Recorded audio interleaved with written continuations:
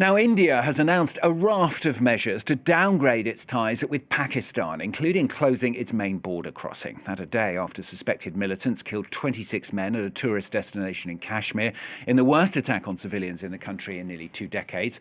Diplomatic ties between the nuclear-armed South Asian neighbours had been weak even before the latest measures were announced.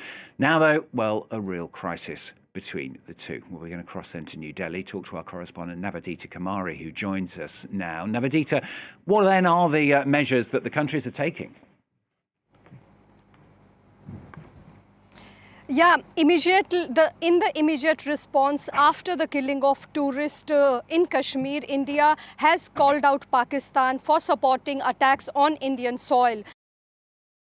In a press briefing said that cross-border linkages with Pakistan had been brought out and announced a series of strong action against Pakistan. Among the major actions, India has downgraded its diplomatic ties with Pakistan, has expelled its military attaché, and has also called back Indian advisors from the Indian High Commission in Islamabad and has also reduced its strength. India has also cancelled visas of Pakistani nationals under the SAARC nation visa policy. And among the other major action, India has suspended a historic and crucial water sharing treaty, the Indus Water Sharing Treaty, and also closed down the major land border, the Wagah-Atari border.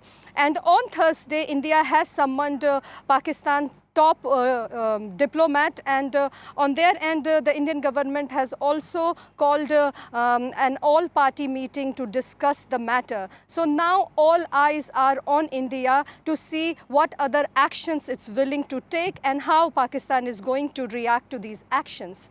Yeah, those are all the shorter-term measures, if you like, Navodita, but longer-term, I mean, at the moment anyway, it's a new low, isn't it, between India and Pakistan? Definitely, the tensions between the two nuclear-armed nations has considerably risen, and there is a growing fear of a potential conflict between the two countries.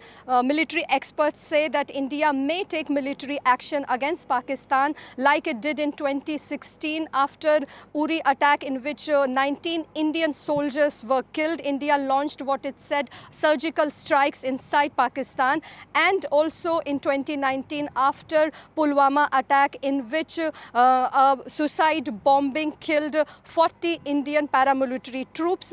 India launched a airstrike allegedly targeting militant camps inside Pakistan. So the military experts are saying if India takes such actions, it will have definitely long-term consequences on both the countries. And with what actions has been taken since Wednesday, there will be certainly economic consequences after the suspension of the water sharing treaty, because it's going to impact Pakistan's vast irrigation system, hitting the farmers and also fishermen and also the hydropower plants in Pakistan.